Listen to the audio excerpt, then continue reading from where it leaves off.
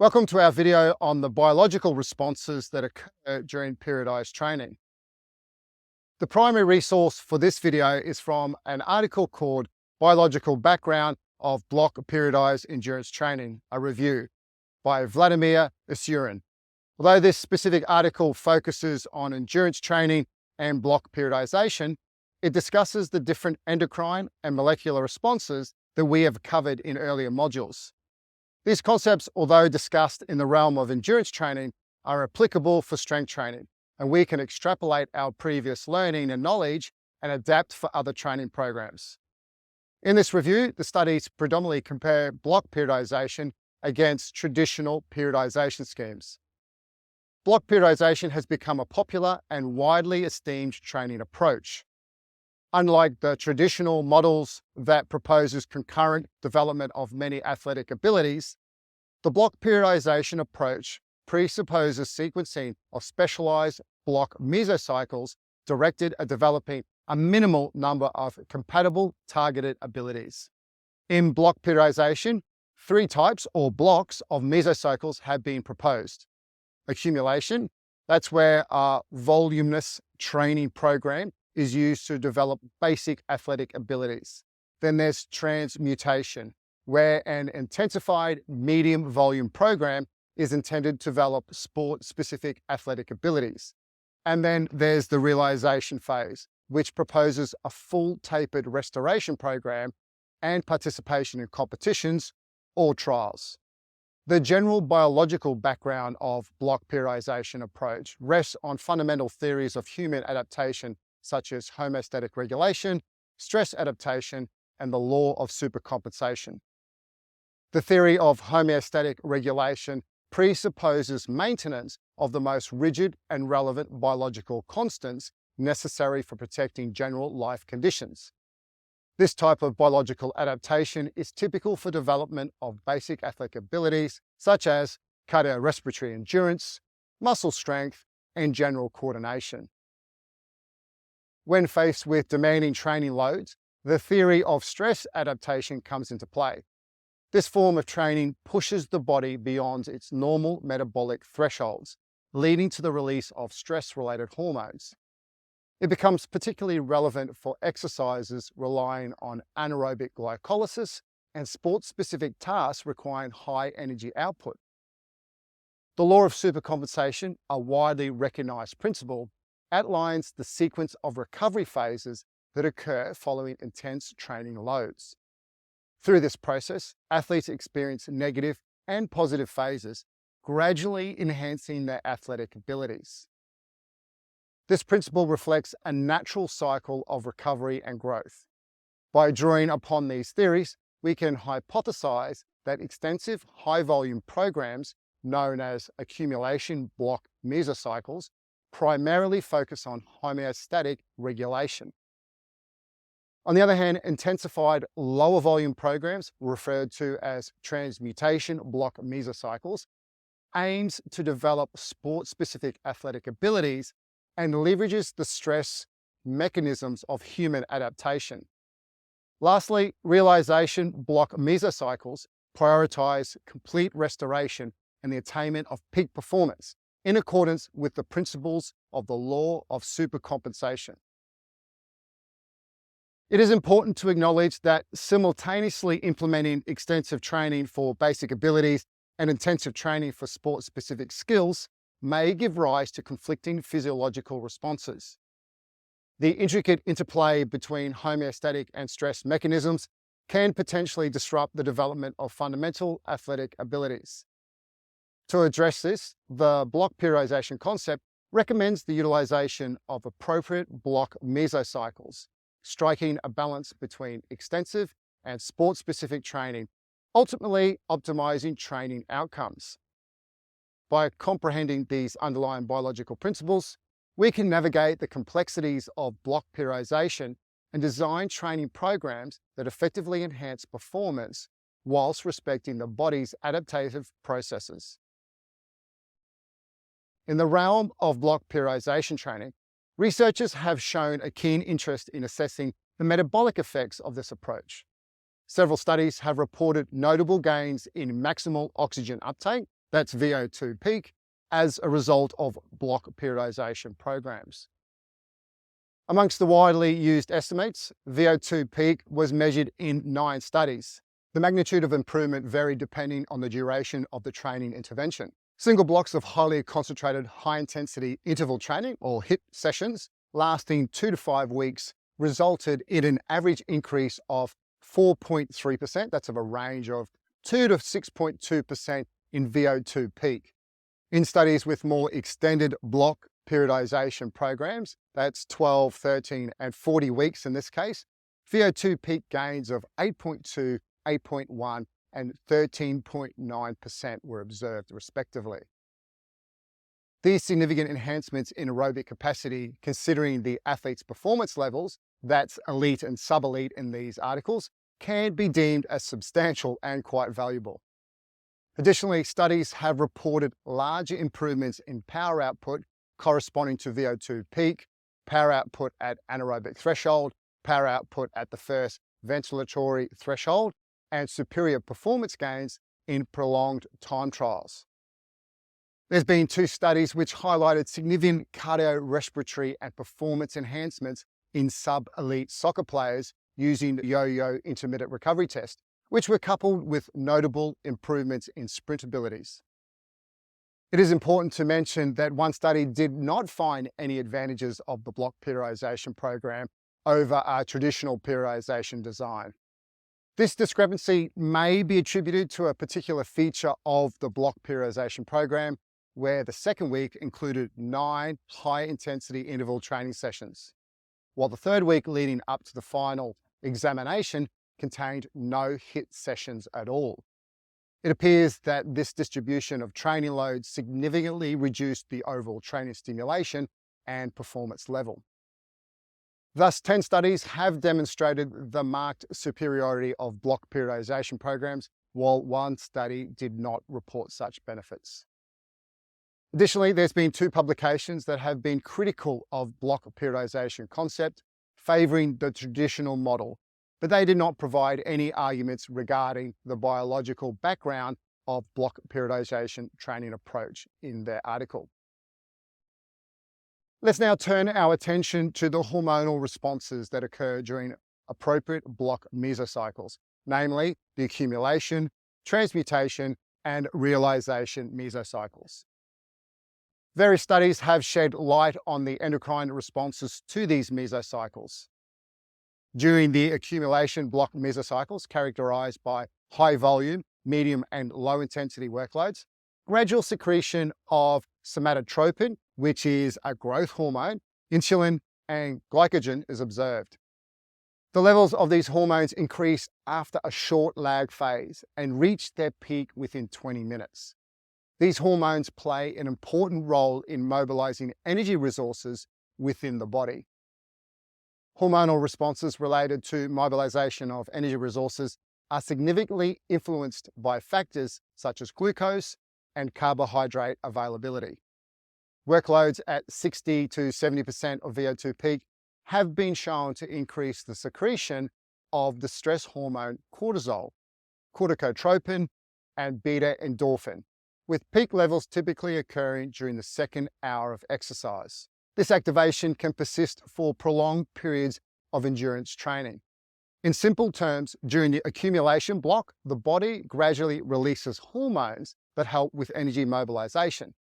The levels of these hormones rise after a short delay, reaching their peak within 20 to 40 minutes. Factors like glucose and carbohydrate availability influence these hormonal responses. When exercising at a moderate intensity, certain stress-related hormones are released, with their levels peaking after about an hour of exercise. These hormonal responses are particularly significant during endurance training. During the accumulation block, strength exercises play a significant role in inducing myofibrillar hypertrophy and stimulating the production of endogenous androgens. This results in a pronounced secretion of testosterone and increased androgen sensitivity in the targeted muscles. Numerous biochemical and physiological studies support the notion that strength-based anabolic workloads have a stimulating effect. Additionally, the combination of endurance and high-resistance exercise leads to increased turnover of contractile protein, predominantly favoring anabolic processes. During the intense transmutation block, specific hormonal responses occur, primarily involving the release of catecholamines. These include adrenaline and noradrenaline, which increase in concentration during this phase. The presence of these hormones help facilitate the execution of a high-intensity training program with demanding metabolic requirements. Additionally, adrenocortical activation, which refers to the activation of the adrenal cortex, plays a significant role in workloads that rely on anaerobic glycolysis, that is, the breakdown of glucose without oxygen. This leads to an increased secretion of hormones such as cortisol, the stress hormone, corticotrophin, and beta endorphin. Interestingly, these hormone levels show strong correlations with the production of lactate in the blood, which is a byproduct of intense exercise. In simpler terms, during the intense transmutation block, the body experiences hormonal changes. Catecholamines like adrenaline and noradrenaline are released, which help support high-intensity training. The activation of the adrenal cortex leads to the secretion of hormones like cortisol and corticotropin. Another indicator of endocrine response during intense transmutation block mesocycles is insulin-like growth factor 1, or IGF-1. Intense and demanding endurance-based workloads are known to cause a reduction in IGF-1 concentrations, indicating a catabolic phase of endocrine adaptation. Testosterone concentrations and the testosterone to cortisol ratio provide additional evidence of the anabolic-catabolic interplay. When it comes to the taper, which is a key component of the realization block, there is considerable evidence regarding the hormonal responses that occur. Researchers have looked into the dynamics of catecholamines with a particular focus on the concentration of noradrenaline. This concentration serves as a valuable marker for monitoring an athlete's recovery after strenuous workloads. Interestingly, a significant reduction in noradrenaline concentrations has been associated with remarkable improvements in athletic performance. Monitoring testosterone concentrations also provides valuable insights during the tapering phase. It has been observed that as workloads are reduced, testosterone levels tend to increase. On the other hand, when it comes to monitoring cortisol concentrations, the stress hormone, the findings are varied. Some studies have shown a reduction in cortisol concentration during tapering, while others have reported no significant change. However, increased testosterone concentrations are generally seen as a positive sign, indicating favorable anabolic adaptation in preparation for upcoming competitions. In addition to testosterone, monitoring the levels of IGF-1 also plays a role. An increase in IGF-1 levels indicates more efficient recovery following strenuous training in the previous mesocycle. In simple terms, during the tapering phase of the realization block, these are important hormonal responses to consider.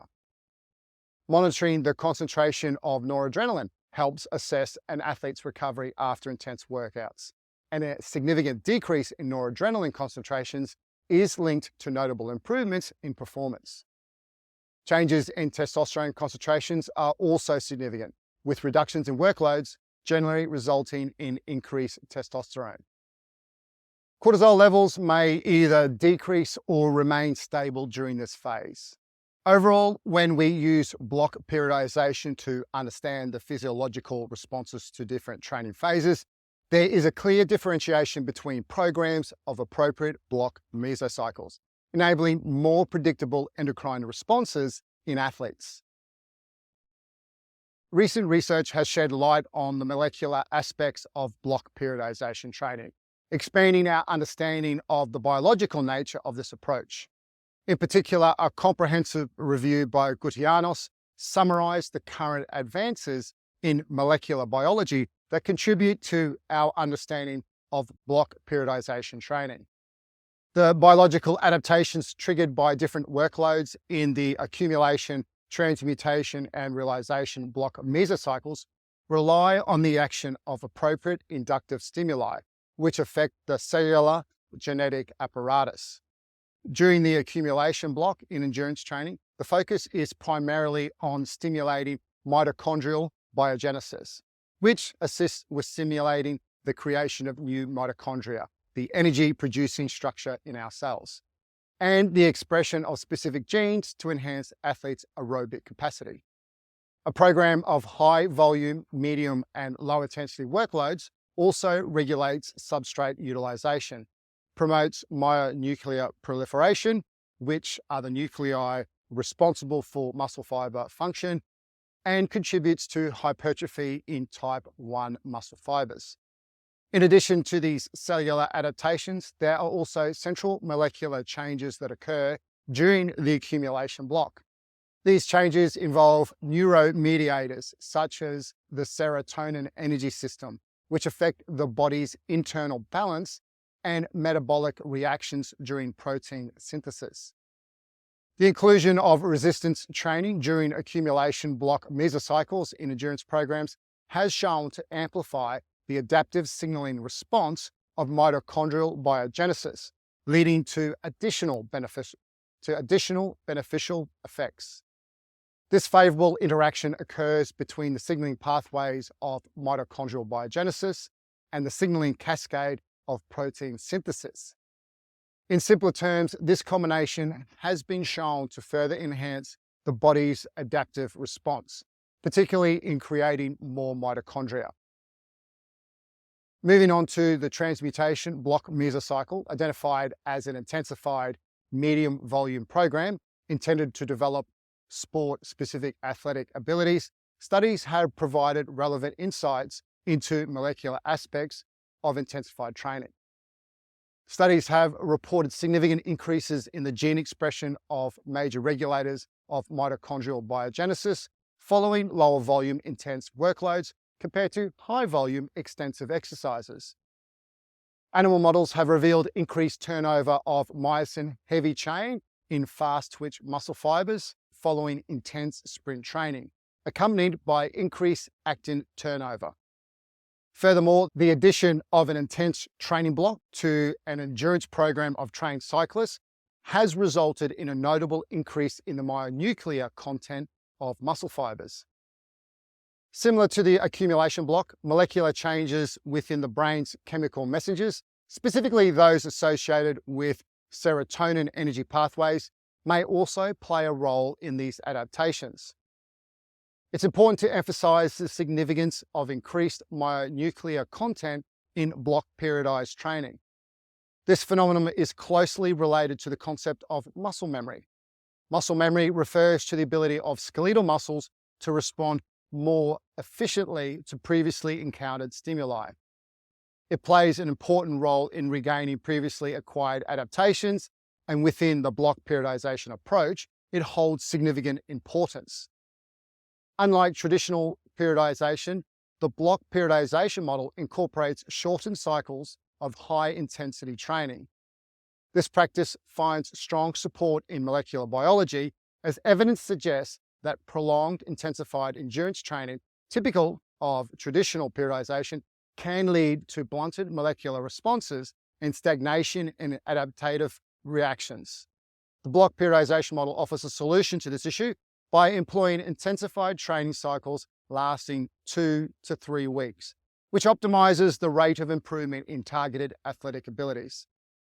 This approach is supported by evidence from the preparation of world-class athletes as well. Studies investigating molecular mechanisms during the pre-competitive preparation phase, or realization block mesocycles, have revealed valuable insights. Amongst trained runners, a tapering period of 3 weeks was found to induce gene expression in both slow twitch and fast twitch muscle fibers. Significant outcomes were observed in the secretion of growth-related genes and fibroblast growth factor inducible 14. These are closely linked to hypertrophy of fast twitch fibers. It can be inferred that these induced adaptations significantly enhanced the performance of fast-twitch fibers during the realization block mesocycles. Tapering programs categorized by a reduction in training volume and the implementation of high-intensive exercises have been shown to elicit significant increases in stress-related gene expression. It is suggested that these genes primarily contribute to protective efforts during the tapering period. The removal of heavy training from the realization block stimulates the expression of myogenic genes and it increases protein synthesis. Additionally, individual muscle fibers experience a substantial increase in the size, force, and power capacities, particularly as seen with the myosin heavy chain 2A isoforms. These improvements are accompanied by a significant enhancement in athletic performance. A recent review compiled significant findings related to tapering, including molecular aspects. The benefits of tapering have been associated with increased muscle glycogen stores, resulting from reduced training volume and appropriate dietary adjustments. The review summarized meaningful data on significant increases in size, 15 to 25%, and force, that's 12 to 30% of fast-twitch fibers following tapering in trained runners, swimmers, and cyclists. In simpler terms, when trained runners undergo a tapering period, there are changes in gene expression in both slow-twitch and fast-twitch muscle fibers. Specifically, genes related to growth and muscle fiber enlargement become more active, which improves the performance of fast-twitch muscle fibers.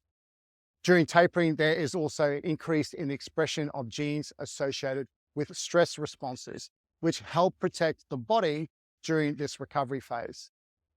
As heavy training is reduced, genes related to muscle development are activated, leading to increased protein synthesis and the growth of these muscle fibers.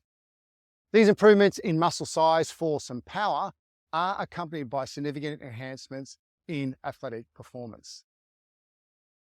While previously published reviews have predominantly focused on peripheral mechanisms and athlete responses in molecular adaptations, it is important to note that central mechanisms associated with neuromediators play distinct roles in training adaptations.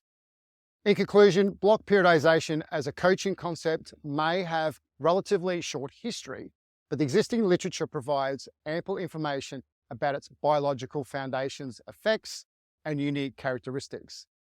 A thorough review of the current literature has highlighted 3 key contributors from the general biological background of the block periodization approach.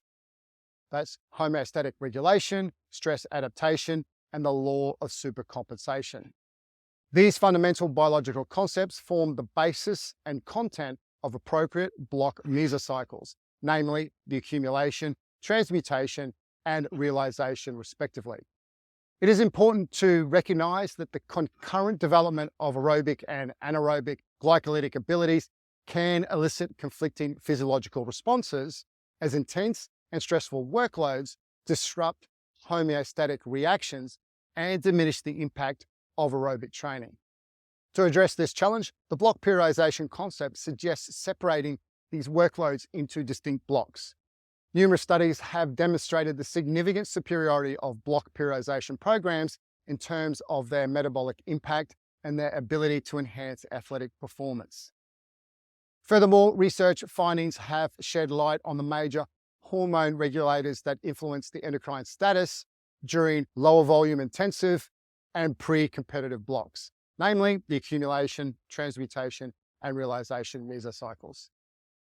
Molecular biology data has provided insights into the involvement of the cellular genetic apparatus in regulating adaptations to various training blocks. For instance, the program of accumulation block focuses on mitochondrial biogenesis and protein synthesis, contributing to the hypertrophy of slow twitch muscle fibers. Lower volume intense workloads during the transmutation block have shown increases in myonuclear content, aiding in the recovery of previously acquired muscular adaptations within the block periodization model. The reacquisition of qualities is particularly important as it allows for the development of targeted abilities within specific blocks while other abilities remain dormant. The tapering program, characteristic of the realization block mesocycle, stimulates the expression of stress-related and myogenic genes, promoting protein synthesis and increased muscle glycogen stores. Moreover, block periodization programs has found to increase the size, force, and power of fast-twitch fibers. Overall, the available data strongly supports a better understanding, interpretation, and implementation of the block periodization approach based on its biological prerequisites, essence, and contributions to athletes' adaptation. By capitalizing on the principles of homeostatic regulation, stress adaptation, and the law of supercompensation, block periodization can offer a comprehensive framework for optimizing training programs and maximizing athletic performance. As always, specificity according to the individual and the sport will propose its own responses and challenges when putting together a periodized program. However, taking into consideration of the physiological responses during the different phases of a training program, you can better understand the stresses, adaptations, and acute training outcomes. And with an improved understanding, you can also provide clear communication to other coaches in your team and the athletes so they all understand what is happening. This is very important in the accumulation phase and somewhat in the transmutation phase, where the athlete's performance may not be up to the usual standard they associate with in high performance. With this knowledge, you can communicate what is happening and assure them that when it's time to compete, that the performance will be there. As with all plans, you need to trust the process, and this level of understanding can assist with this. Thanks for watching.